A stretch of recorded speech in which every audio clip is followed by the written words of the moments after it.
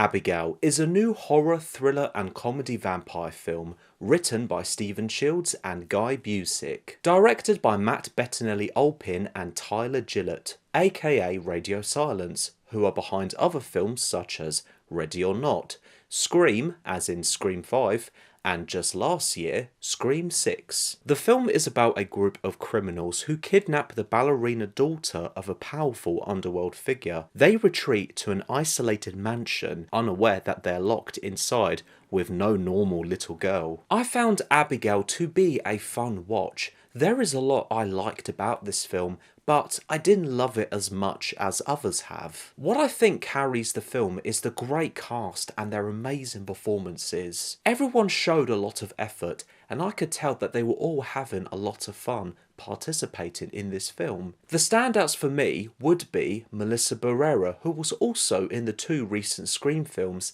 and Dan Stevens. They both nailed it as their characters. Other cast members are William Catlett, Catherine Newton, Kevin Durand, Giancarlo Esposito, and Angus Cloud from Euphoria, who sadly passed away last year. By the way, there is an in memory of Angus Cloud at the end of the film before the closing credits roll, of the actor's autograph within a cloud, which I thought was an emotional and lovely tribute. The characters of the group are the typical brains and bones lot, at first pretending to be nobodies, but are all really somebodies with big revealing backgrounds later on in the film. I found them all to be a mixture of intentionally likeable and dislikable individuals. A variety of self-aware and over-the-top personas, but never at the level of being a cartoon character, like how I felt in Ready or Not. They all have fine chemistry as well, but I very much liked the chemistry between Melissa Barrera's character and Abigail.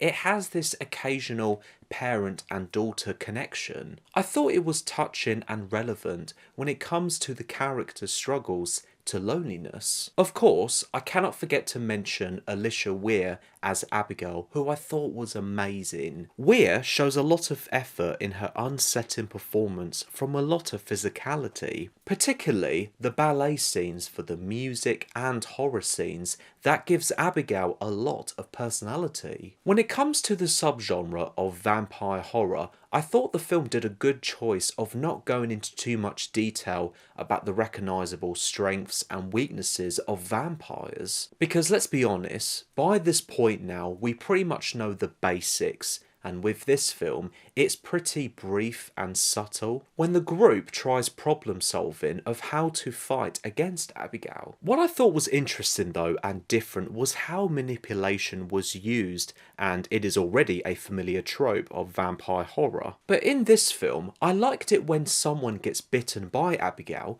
and eventually they do turn, then Abigail herself gets to control them, both physically and emotionally. Some viewers may not agree with me with this creative choice, but I found it to be different and self-aware. Unless there is another vampire film that does this trope, please let me know in the comments. What I found scary the most on a level of horror was the excellent production sets, with so much detail that it looks and feels to be creepy and obviously gothic. In addition, I liked how characters come across unexpected hidden rooms and objects that helps to develop the story. Plus, the impressive makeup from Abigail herself and other vampires' eyes and teeth. Also, the amount of blood.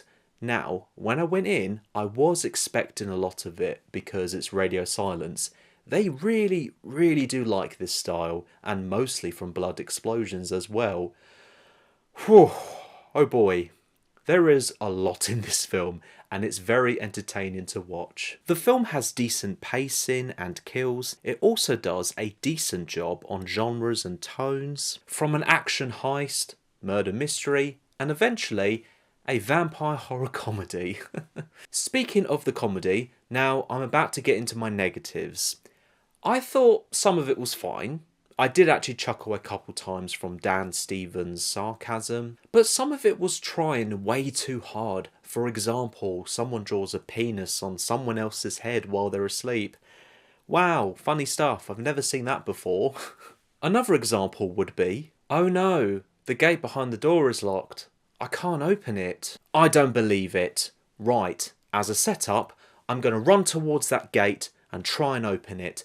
Then, as a payoff, I'm then going to realise, oh yeah, it's locked. It cannot be opened. Wow, comedy genius. I wasn't expecting that.